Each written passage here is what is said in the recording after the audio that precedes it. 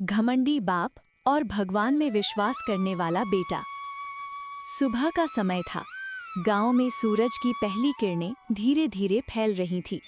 पक्षियों की चहचहाहट पूरे वातावरण को शांत बना रही थी। लेकिन उसी समय गांव के सबसे अमीर आदमी सेठ धर्मपाल के बड़े घर के अंदर एक ऐसी बहस शुरू होने वाली थी जो आने वाले समय में पूरे परिवार की किस्मत बदल देने वाली थी।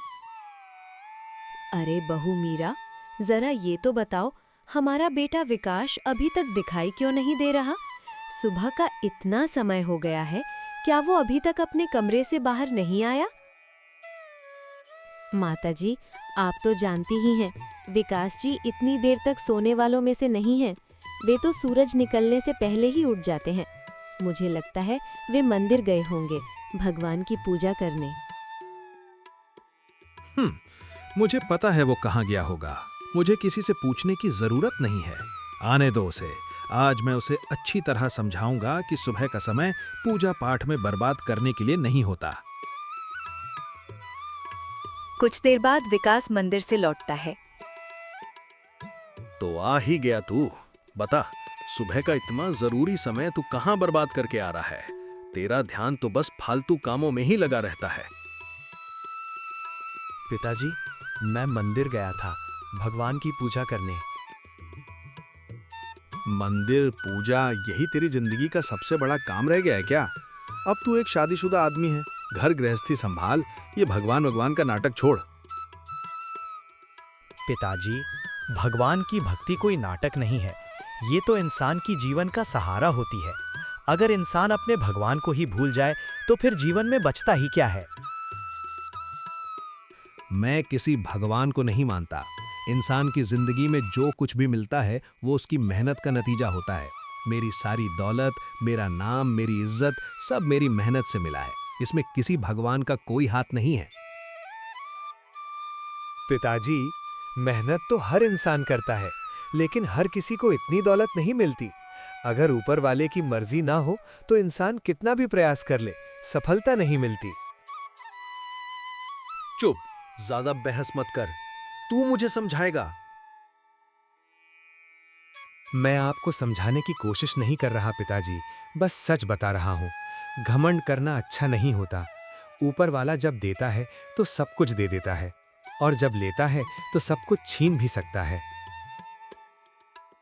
उसी समय एक गरीब मजदूर घर के दरवाजे पर आता है। उसी समय घर के दरवाजे पर एक गरीब मजदूर आकर खड़ा हो गया। उसकी आंखों में चिंता और चेहरे पर लाचारी साफ दिखाई दे रही थी। मालिक, मुझे माफ कर दीजिए, लेकिन मुझे अभी तुरंत कुछ पैसों की जरूरत पड़ गई है। मेरा बेटा बहुत बीमार है।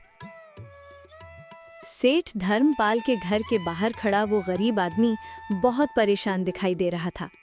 उसके कपड़े पुराने थे, चेहरा थका हुआ था और आंखों में डर साफ दिखाई दे रहा था।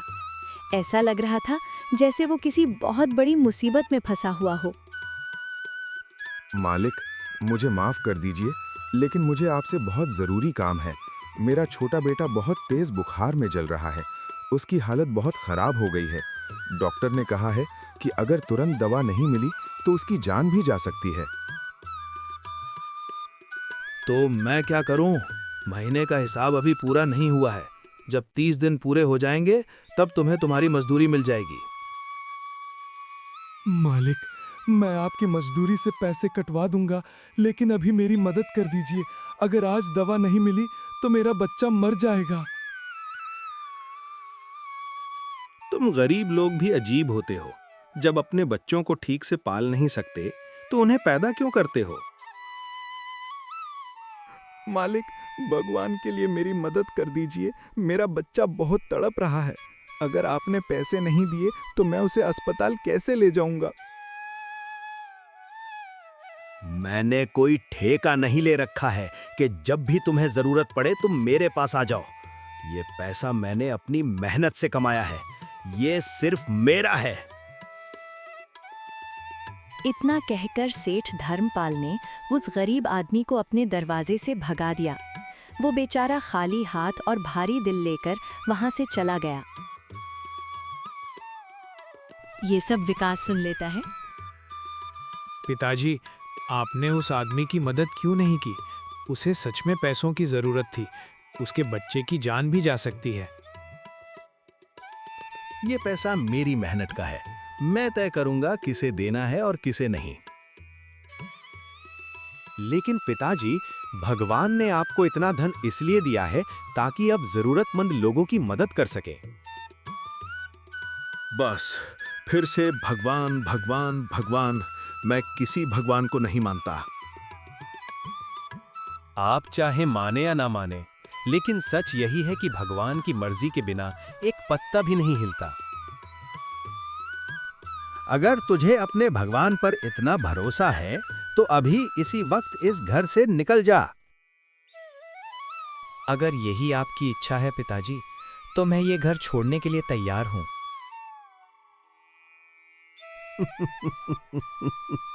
जा और देखता हूं तेरे भगवान तुझे कैसे खाना खिलाते हैं। और उसी पल उस घर की खुशियां टूट गईं, क्योंकि एक बेटा अपने विश्वास के लिए अपने ही घर से जाने वाला था। दोस्तों, अगर आप भी चाहते हैं कि आने वाली कहानियों में आपका नाम भी आए, जैसे इस कहानी में विकास नाम आया है, तो अपना नाम कमेंट में जरूर लिखिए।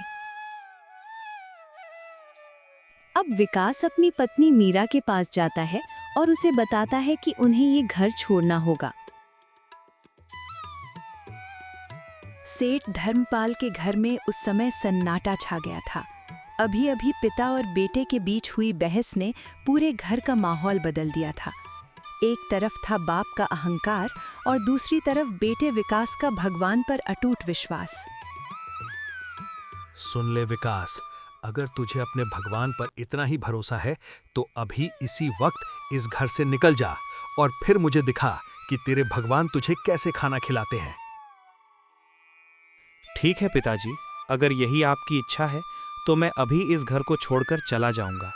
लेकिन याद रखिए, मैं ये घर हार कर नहीं बल्कि अपने विश्वास के साथ छोड़ रहा हूं। बस 2 दिन, सिर्फ 2 दिन। उसके बाद तू खुद मेरे पास वापस आएगा और मेरे पैरों में गिरकर माफी मांगेगा। अगर मुझे ठोकरें भी खानी पड़ी तब भी मैं भगवान पर अपना विश्वास नहीं छोड़ूंगा। विकास अपनी पत्नी मीरा के पास जाता है। मीरा, पिताजी ने मुझे घर से निकाल दिया है। अब हमें ये घर छोड़कर जाना होगा। क्या? लेकिन हम कहाँ जाएंगे? हमारे पास रहने की कोई जगह भी नहीं है। मीरा, मुझे बस एक बात बताओ, क्या तुम्हें मुझ पर विश्वास है? आप ये कैसी बात कर रही हैं? मुझे आप पर खुद से भी ज्यादा विश्वास है। जहाँ आप जाएंगे मैं आपके साथ चलूंगी। बस यही भरोसा मुझे चाहिए था। तुम्हें मुझ पर विश्वास है और मुझे भगवान पर। इसलिए मुझे पूरा भरोसा है कि भगवान हमें कभी अकेला नहीं छोड़ेंगे। इतने में माँ शांति वहां आ जाती है।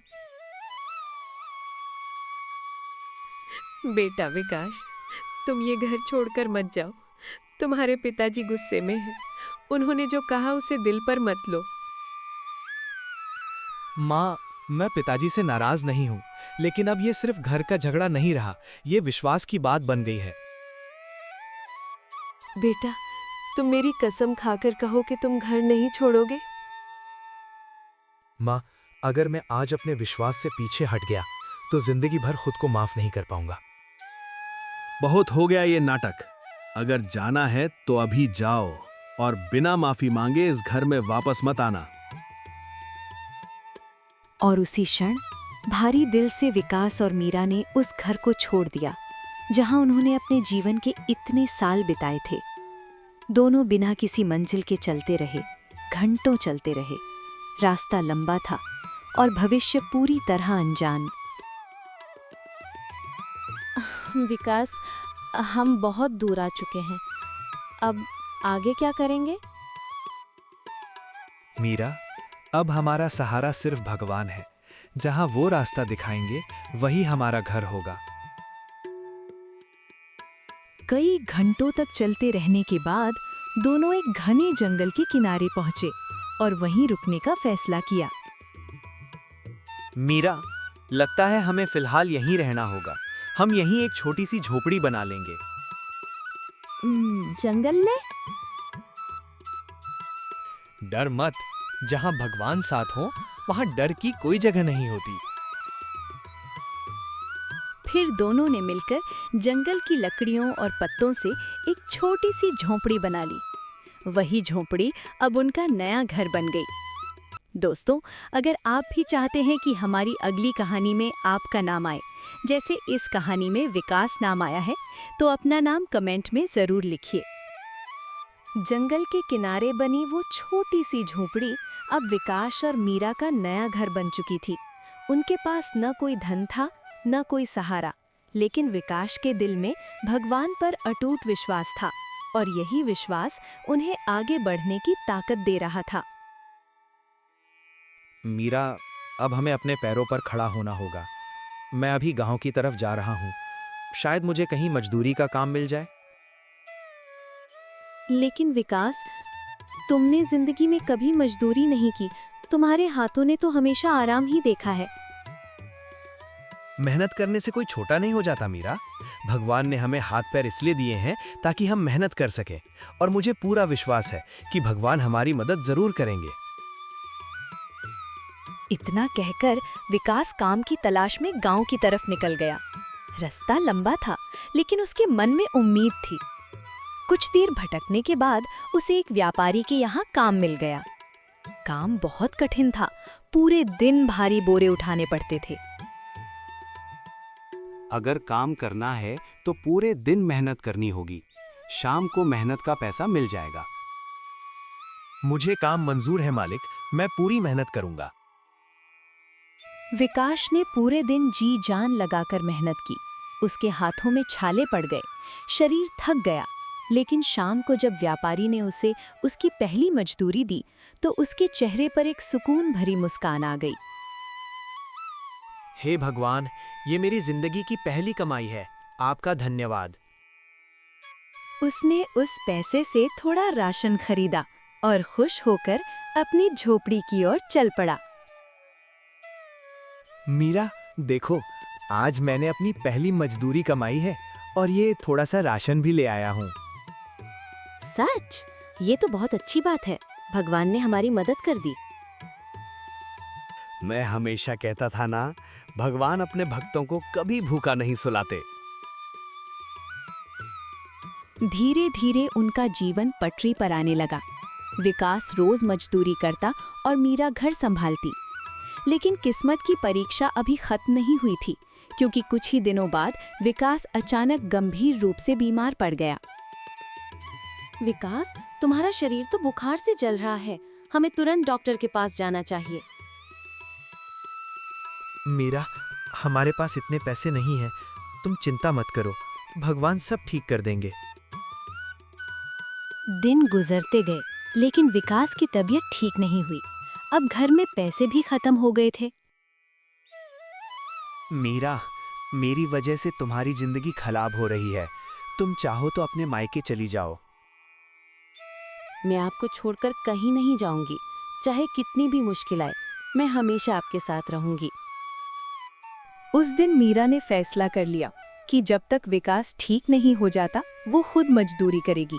और उसी दिन से मीरा खेतों में मजदूरी करने लगी। दिन भर काम करती और रात को अपने बीमार पति की सेवा करती। लेकिन उन्हें ये नहीं पता था कि उनकी जिंदगी में अब एक चमत्कार होने वाला है। दोस्तों, अगर आप भी चाहते हैं कि हमारी अगली कहानी में आपका नाम आए, जैसे इस कहानी में विकास नाम आया है, तो अपना नाम कमेंट में जरूर लिखिए। जंगल के किनारे बनी उस छोटी सी झोपड़ी में विकास और मीरा का जीवन बड़ी कठिनाई से चल रहा था।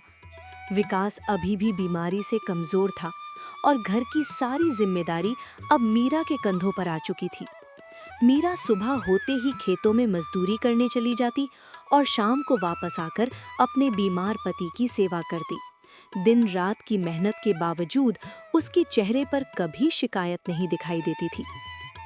विकास, आप चिंता मत कीजिए, भगवान सब ठीक कर देंगे। आप बस आराम कीजिए। मीरा, तुम मेरे लिए इतना सब कर रही हो, मुझे दुख होता है कि मैं इस समय तुम्हारी मदद भी नहीं कर पा रहा। आप ऐसा मत कहिए, पति पत्नी का रिश्ता ही ऐसा होता है। सुख हो या दुख, दोनों साथ निभाते हैं। दिन गुजरते गए। मीरा लगातार मेहनत करती रही और हर दिन झोपड़ी के पास बने छोटे से शिवलिंग के सामने दीपक जलाकर भगवान शिव से प्रार्थना करती।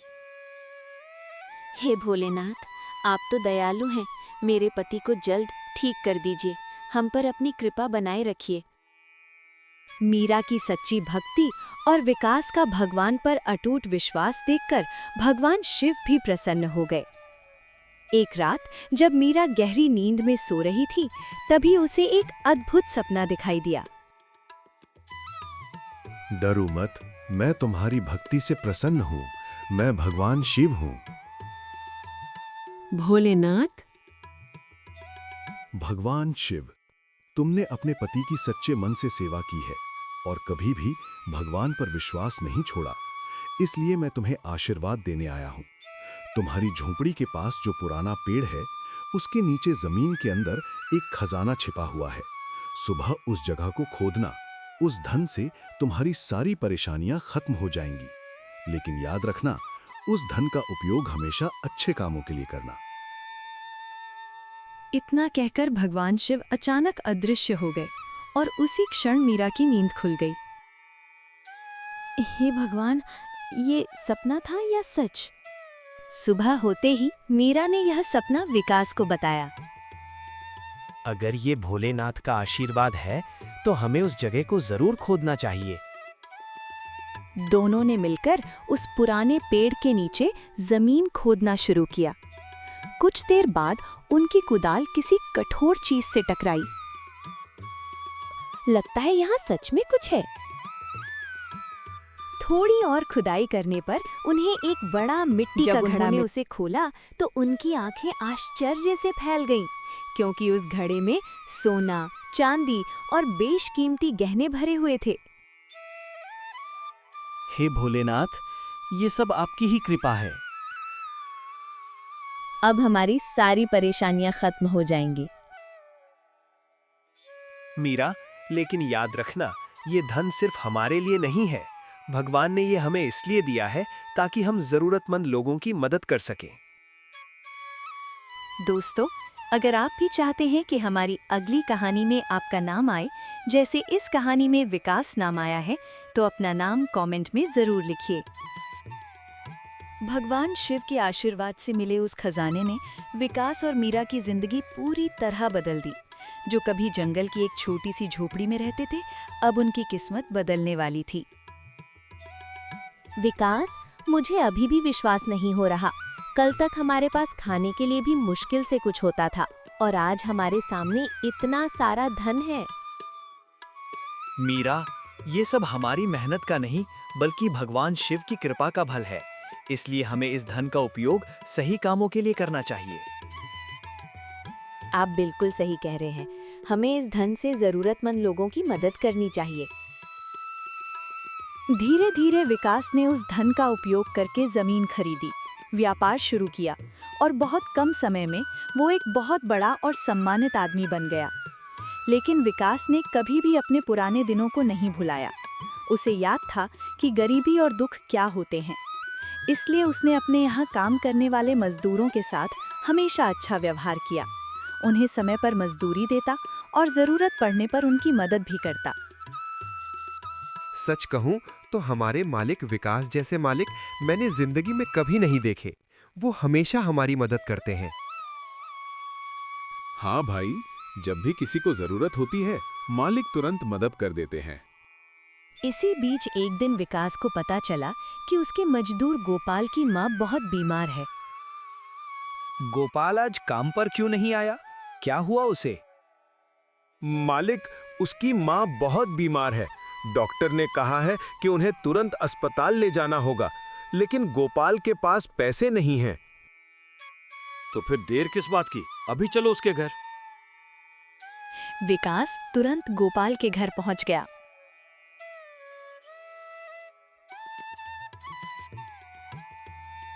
मालिक, आप यहाँ? आपको आने की क्या जरूरत थी?